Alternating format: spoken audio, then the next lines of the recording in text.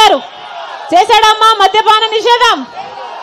ఏం చెప్పాడు జగన్మోహన్ రెడ్డి గారు? నేను మేనిఫెస్టోలో పెడుతున్నాను మద్యపాన నిషేధము. మేనిఫెస్టో అంటే నాకు బైబిల్తో సమానము, ఖురాన్తో సమానము, భగవద్గీతతో సమానం అన్నాడే. మరి ఏమైందన్నా మద్యపాన నిషేధం? ఇదేనా మాట నిలబెట్టుకోవడం అంటే? పూర్తి మద్యపాన నిషేధం చేయలేదు కదా.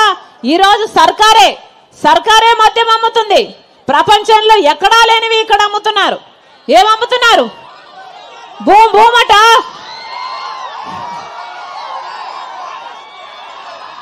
ప్రపంచంలో ఎక్కడ అమ్మడం లేదన్నా ఇవి. మనకే స్పెషల్. భూమట, స్పెషల్ స్టేటస్ అట, క్యాపిటల్ అట, డిఎస్సి అట, ఎక్కడా లేవు ప్రపంచంలో. అయ్యా జగన్మోహన్ రెడ్డి గారు వాగ్దానాలన్నీ ఎక్కడ నిలబెట్టుకుంటున్నారమ్మా అయ్యా అంటే అదిగో మద్యం షాపులు అన్ని నిలబెట్టుకుంటున్నానన్నట్టుగా ఉంది.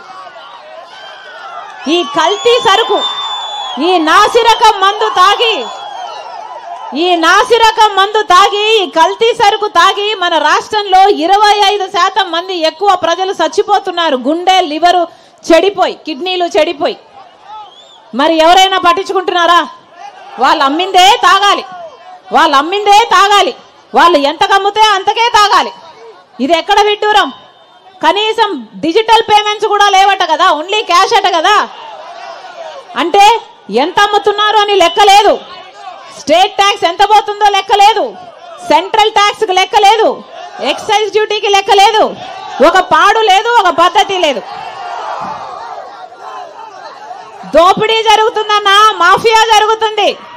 ఒక పక్క లిక్కర్ మాఫియా, ఇంకో పక్క ల్యాండ్ మాఫియా, ఒక పక్క శాండ్ మాఫియా. ఇవన్నీ సరిపోలేదన్నట్టు ఇప్పుడు హత్య రాజకీయాలు. సొంత చిన్నాననే హత్య చేసిన వాళ్ళను 5 సంవత్సరాలుగా కాపాడటమే కాకుండా మళ్ళా వాళ్ళకే టికెట్ ఇచ్చాడు జగన్మోహన్ రెడ్డి గారు. ఎక్కడ పోతున్నాయి రాజకీయాలు? ఇలాంటి వాళ్ళ రాజకీయాలు చేయాల్సింది, ఇలాంటి వాళ్ళకు అధికారాలు ఇవ్వాల్సింది. ఎప్పుడూ ప్రజల గురించి ఆలోచన చేయలేదు. ఇప్పుడు సిద్ధమని ఇప్పుడు బయలుదేరారు.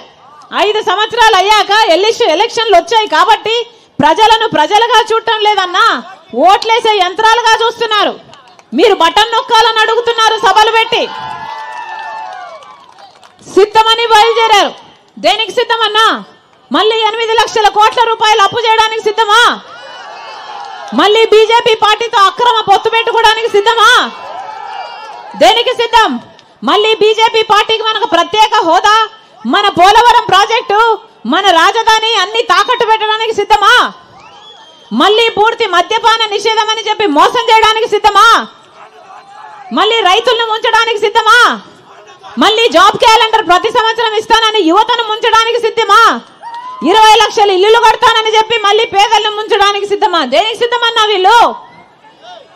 మళ్ళీ మీ నెత్తిన టోపీ పెట్టడానికి సిద్ధం.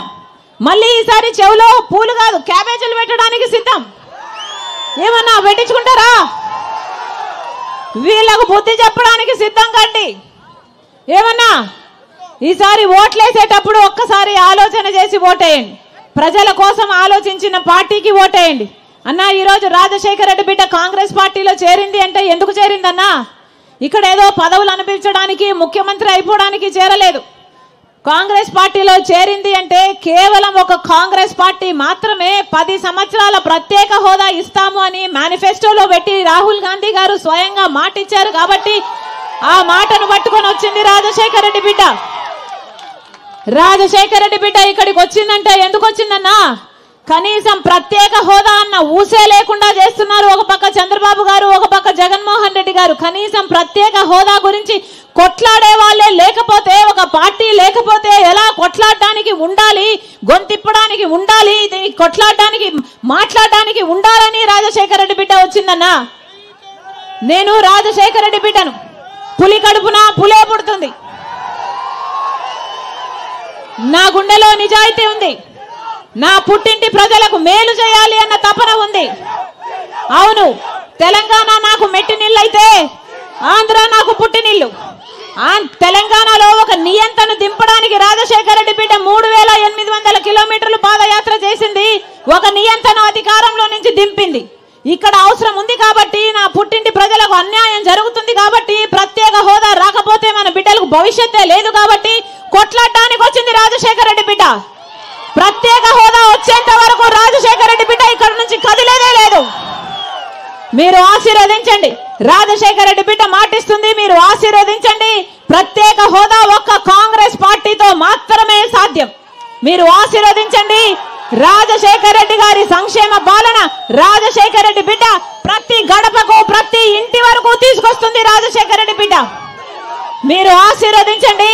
కాంగ్రెస్ పార్టీ అధికారంలోకి వచ్చినాక రైతులకు 2 లక్షల వరకు రుణమాఫీ చేస్తుంది కాంగ్రెస్ పార్టీ. మీరు